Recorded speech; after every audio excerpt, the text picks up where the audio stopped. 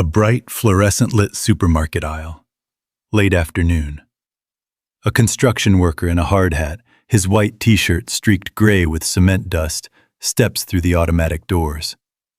He holds a crumpled shopping list in one calloused hand. He smiles politely. A young woman behind the customer service desk, tall, manicured, hair in a sleek bun, looks him up and down. Vanessa, without smiling, her voice flat and sharp.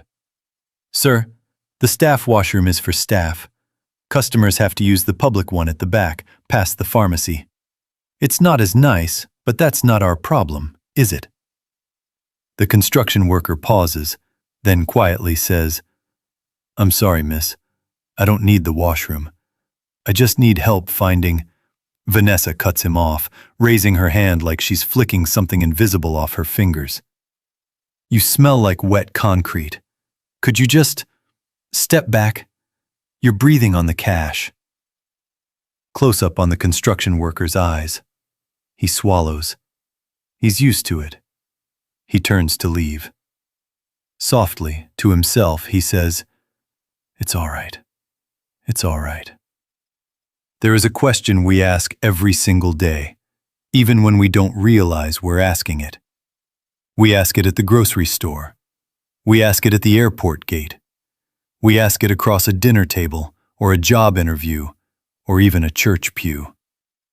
The question is always the same. What is this person worth? And most of us, if we're honest, answer it before the person has opened their mouth. We answer it by the shoes on their feet, by the color of their hands, by the dust on their collar, by the suit hanging from their shoulders. Today, I want to tell you a story about 3 people who answered that question very, very differently, and about what happened when the universe proved that every single one of them was wrong. Interior, Maple and Green Supermarket on Queen Street West. Branded aprons, scanners beeping in the background. We follow Sophie Bennett, 24, hair in a loose ponytail, freckles, a small gold cross at her throat, stacking peaches into a pyramid display. Sophie Bennett had worked at Maple and Green since she was 19. 5 years. The same fluorescent lights, the same beige apron, the same manager, Mr. Brent, a kind-eyed man in his 60s who still wrote thank you cards to staff on their birthdays. Sophie lived in a small one-bedroom rental in Etobicoke with her roommate, Vanessa Cole. Vanessa was the kind of woman who treated a $5 raise like it had been personally endowed by the Queen. She had 2 speeds, charming to anyone in a tie, and ice-cold to anyone she decided wasn't worth her time. Her golden rule was simple. If he doesn't have a Range Rover and a 6-figure salary by 30, he's not even a man. The supermarket's automatic doors slide open. Daniel Ashford walks in. 6'1", work boots, a faded navy tee with gray dust across the chest, a slightly dusty hard hat under his arm. He carries a small shopping basket. He smiles at the greeter. His name was Daniel Ashford. He was polite, unhurried, the kind of man who apologized when you bumped into him. And right now, by every visible measure, he was just another construction worker picking up a rotisserie chicken on his way home from a hard day. Daniel approaches the customer service desk. Vanessa is on duty. Daniel says, "Excuse me, I'm sorry to bother you. I'm looking for the buckwheat flour. I tried aisle 7, but I only see whole wheat and rye." Vanessa looks him over from top to bottom, slowly. "Buckwheat. You came into my store for buckwheat." Daniel replies, "Yes, ma'am. My sister swears by it for her banana bread." Vanessa says, "It's in aisle 9, between the gluten-free garbage and the imported oats. People who actually buy that are usually pretty granola, if you know what I mean." Daniel's smile fades, but only slightly. He nods. "Aisle 9. Thank you. He turns to leave. Vanessa raises her voice just enough that two other customers hear it. And maybe next time, take a shower before you come into a place that serves food. Some of us have to eat here. Daniel pauses for a beat. He doesn't turn around. He walks on. A different day. The same supermarket. Daniel is back, this time at the deli counter where Sophie works. Daniel says, "Hi there, I'm Daniel. I'm looking for the turkey that's been smoked in-house. The maple one, if you still carry it." Sophie smiles warmly. "We do. It's one of my favorites. How much would you like?" Daniel replies, "About 1.5 pounds, please. Thick slices if you can." "Of course," Sophie says as she slices carefully and neatly. "First time trying it?" Daniel laughs softly. "First time trying. My sister's flying in next week and she requested it specifically. Said if I came back without it, I'd be uninvited from her birthday." Sophie says, "Big sisters are terrifying. I should know. I have one." Daniel answers, "Then you get it." He pays and takes the bag. "Thank you, Sophie. Great service, really." Sophie replies, "Anytime. Come back soon." He tips an imaginary hat and walks away. Hannah, Sophie's co-worker, leans in. Hannah whispers, "Who was that?" Sophie, oblivious, says, "A customer. He wanted the maple turkey." Hannah raises her eyebrows. Sophie, look at me. He has kind eyes. He said your name from the badge like it was a gift. You can't be serious." Sophie answers, "Hannah, he was wearing a hard hat. He was covered in cement. He's a construction worker, probably." Hannah says, "And?" Sophie replies, "And I'm just saying, he's a customer." Hannah says, "He came back 3 times this week, Soph. Customers don't remember where the turkey is." End of excerpt. 1 week later. End of a long Saturday shift. Rain on the windows. The store is nearly empty. Daniel walks in. This time, dust is caked on his forearms. His hairline has a streak of white powder, and his boots have left prints on the floor tile. He approaches the customer service desk again. He's there to settle a billing question on his loyalty card. "Hi, I'm sorry to bother you. I was overcharged on a bulk pickup last week. It should have been $52, and the receipt says $78. I have both receipts here." Vanessa arrives from the back, mid-conversation on her phone. She takes one look at Daniel, and her face hardens.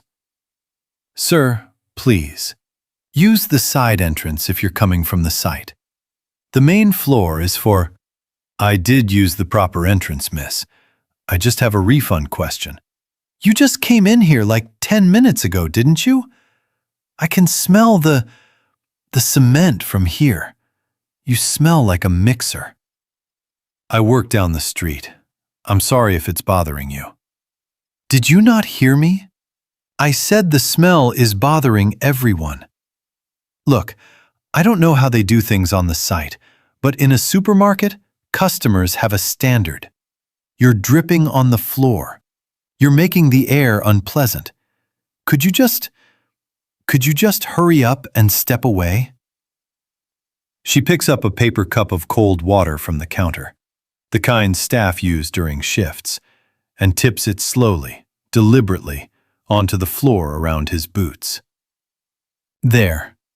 Now you're not dirty anymore." Daniel's face. He doesn't shout. He doesn't move. For a second, the entire supermarket goes still. Sophie is watching from the bakery aisle. She takes a step forward. It was, in its own small way, a public execution. Not a violent one. Vanessa would never be that crude. But she had decided, in front of everyone, that this man did not deserve dignity. And the worst part was how easy it was for her. As if kindness to a stranger had become an optional extra she didn't have to pay for. Sophie walks over, calm but firm. She holds out her apron, clean, white, pressed, and offers it. "Sir, please, take this. I'll get you a fresh bottle of water. There's a family washroom around the corner, second door on the left. Take your time." "Sophie, what are you doing?" "What I should have done 5 minutes ago. His name is on his receipt. It's Daniel, and he deserves to be treated like a person." Daniel glances at Sophie. He doesn't say a word. He just takes the apron, nods once, and walks away toward the washroom. Vanessa's face flushes with anger. "You just ruined a relationship I had with that man, Sophie. He was probably planning to tip me." "He didn't tip you. He asked you a question about a refund." "Same thing. Same brand of weakness." Treating someone with respect is not weakness, Vanessa. Vanessa stares after her. Her manicured fingers tighten on the paper cup. The cup crumples. Montage over soft piano. Time passes. Weeks. We see Daniel returning to the supermarket. He always goes to the deli counter now, never the front desk. He always asked for Sophie by name. Maple turkey, or the buckwheat flour, or just a bottle of water on the hottest day of August. Again and again and again. And she, without quite meaning to, started setting those things aside before he arrived. The deli manager, Mr. Brent, noticed. He didn't say a word. He just nodded. A backroom staff break area. Sophie is sitting on an upturned milk crate eating a sandwich. Daniel knocks on the frame. "You have a minute?" "Hi, yeah, sit. Where's your hard hat today?" "It's in the truck. I had to do paperwork this morning, so I came in clean. Figured I should at least try not to scare anyone off before lunch." "You didn't scare anyone off. You didn't see your coworker's face when I walked in last Thursday. I thought she was going to call the health inspector on me personally." "I'm sorry about that. About the water. About what she said. It wasn't right. It wasn't your fault. It was my coworker. I work with her. So in a way, it kind of was." Kindness isn't a team sport, Sophie. You don't inherit someone else's cruelty, and you shouldn't pay for it either. Silence between them. There is comfort in it. "Why do you always come to the back counter anyway?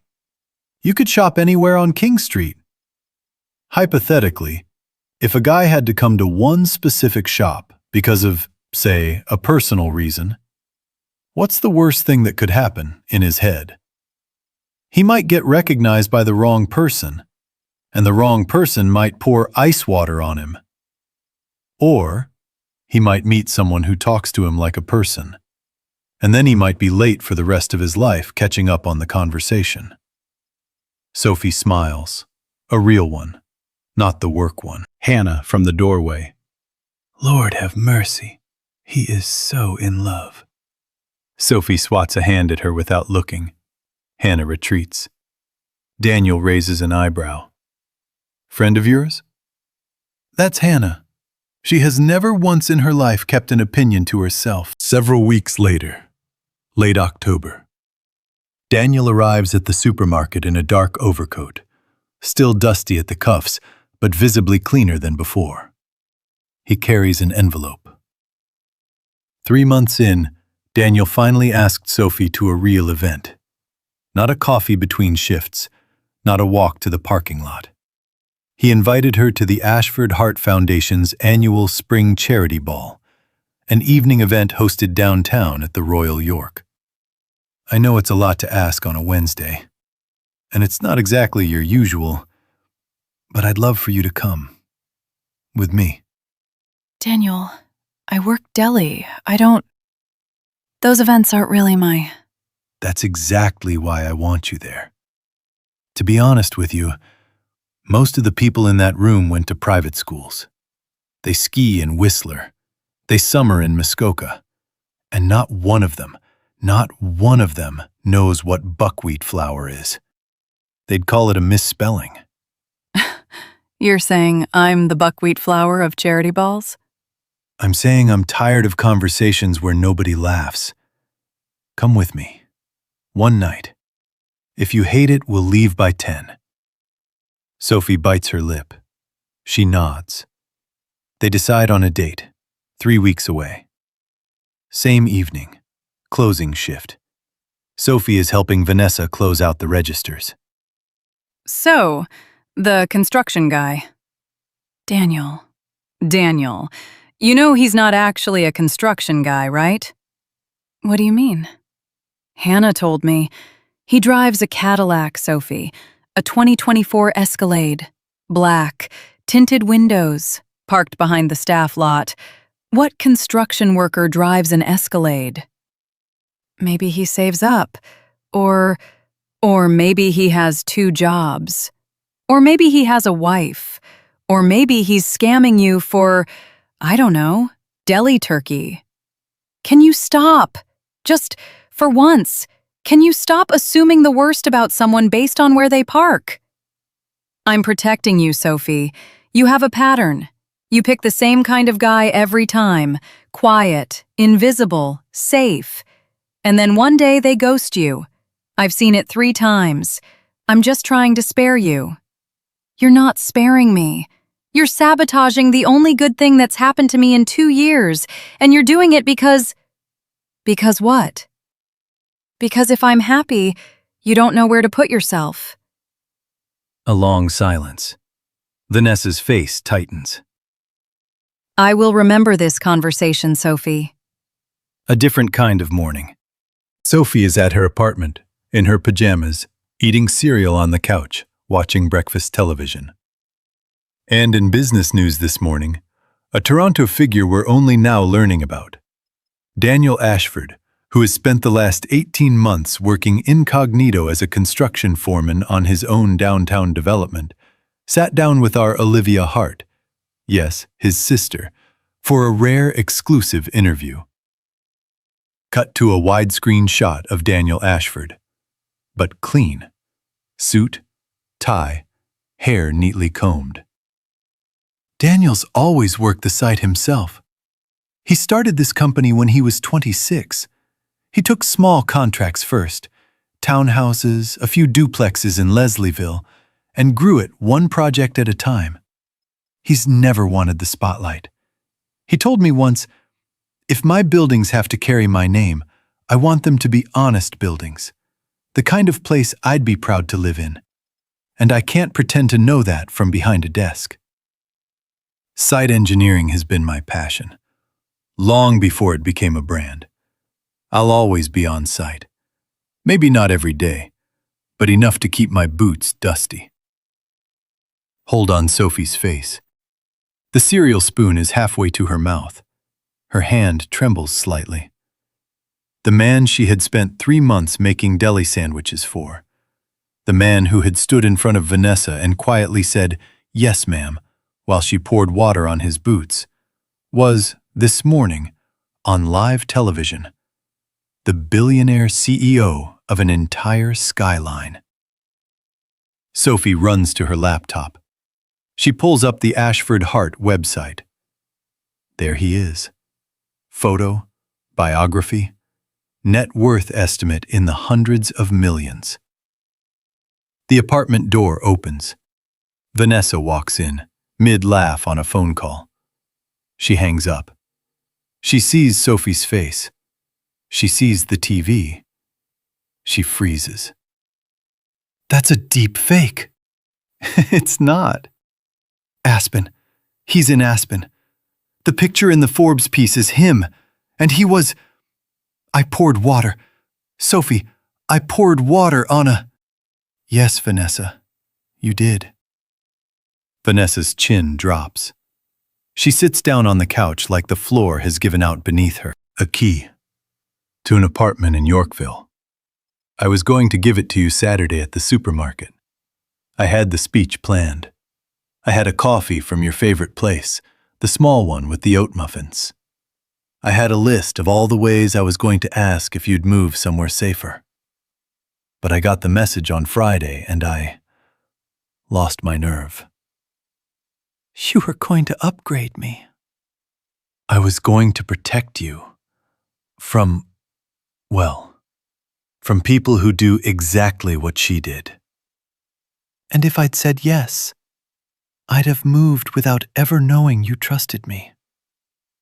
Yes, after a long beat, smiling through tears. Daniel, the truth is the same either way. Maisie is still my sister's child. I still would have told you myself when the time came, but I never got the chance because someone else wanted to write the story for me. And the worst part is, I think the only reason she did it is because she knew I would have earned you on my own, and she couldn't stand to watch that happen. You're not moving into the apartment for me. You're moving into it for you. There's a job at the foundation, community liaison, starting in 2 weeks. You'd be great at it, and you'd be far, far away from her. Yes, to all of it. Yes. 6 months later. Spring. The rooftop of the Royal York Hotel. The Ashford Heart Foundation garden. White roses, string lights, Toronto skyline behind them. They were married on the first warm Saturday in May. Sophie wore a dress her sister had hemmed herself, with roses her niece Maisie had picked from a balcony. Hannah, the loyal friend, was the maid of honor. Mr. Brent from Maple and Green came out of retirement for the day and toasted the bride with a glass of sparkling cider because, as he said, some people deserve applause, not champagne. A long table, laughter, lights gently moving in the evening breeze. Vanessa was not invited, but she watched the wedding video because Hannah had posted it. She watched Sophie, once the deli girl, now the head of community programs for an entire real estate firm, dance with a man who had loved her before he ever had any reason to. A man who saw her kindness in real time, not from a Forbes profile. Vanessa in her apartment, alone. The same walls, the same fluorescent light.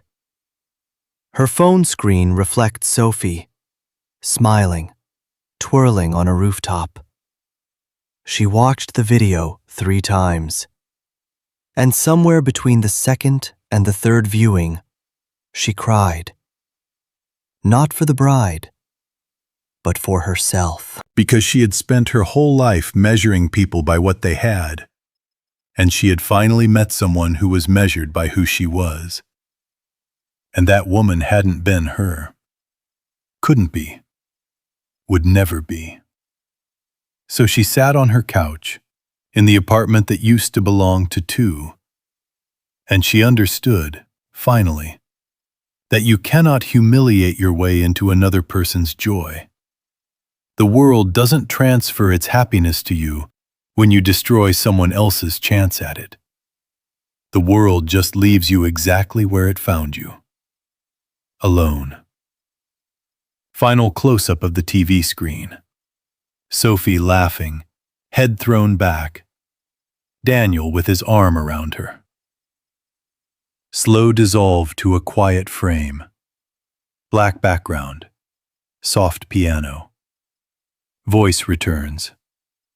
There is a Daniel Ashford in your life. There is a Vanessa Cole. There is a Sophie Bennett. And if we're honest, we are all 3 of them in some way, on some day. We are sometimes the one with the dusty boots, hoping someone will look past the surface to the heart. We are sometimes the one with the cold smile, deciding in a single glance who is and isn't worth our time. And we are, hopefully more often than not, the one who hands over a clean apron and says, "You are a person." Don't judge by the shoes. Don't judge by the suit. Don't judge by the nameplate on the desk or the model of the car in the parking lot. Kindness is the only currency that compounds. It grows in places money can't reach. And in the end, never, never, never let your pride cost you someone else's kindness. Daniel. Hey, you. I haven't seen you in 3 days. Is everything okay? I'm fine. Just work has been a lot. I have something I want to tell you. About me. In person. Not over the phone. Could we meet this Saturday? Outside the supermarket? After your shift? Okay, yes. The same evening, Vanessa is at her laptop in the apartment bedroom. She's scrolling through old Facebook photos of Sophie. Family photos from 5 years ago. Photos from a charity event Sophie helped run.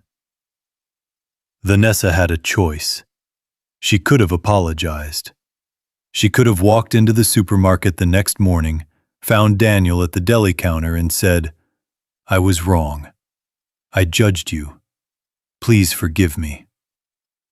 But that wasn't who Vanessa was. Vanessa's venom only had one direction.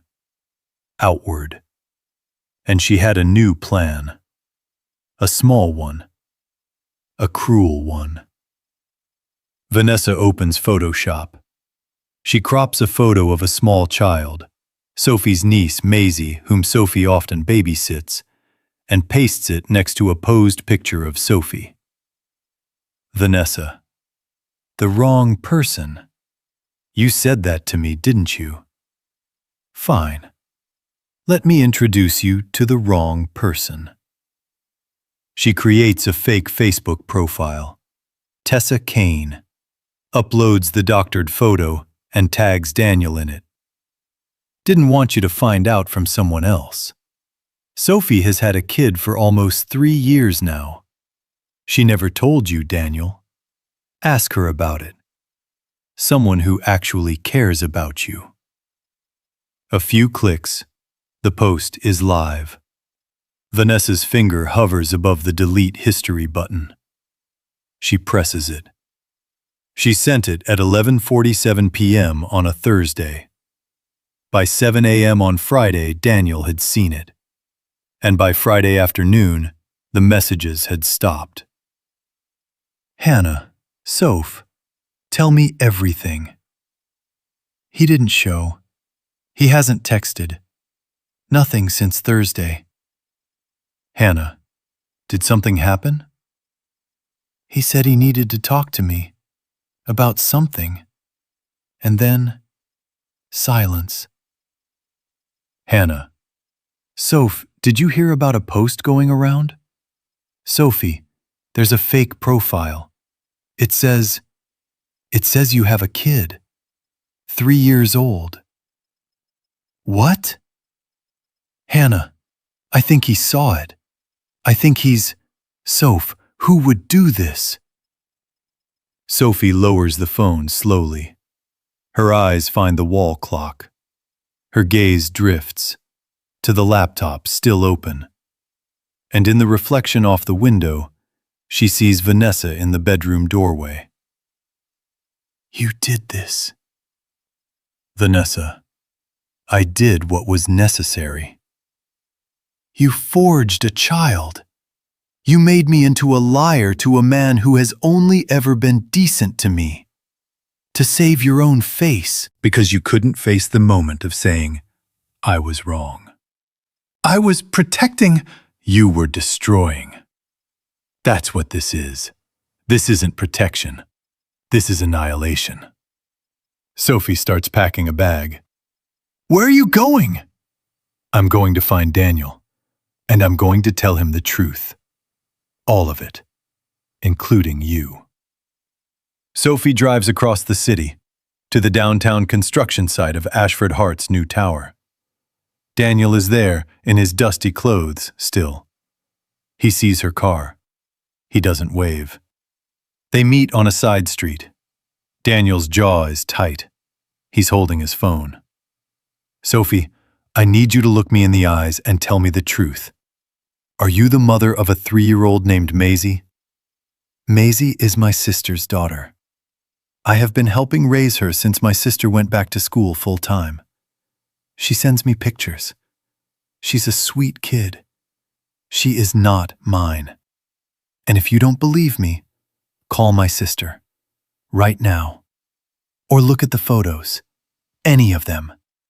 The first one is dated to the day Maisie was born, 3 weeks after her parents' wedding.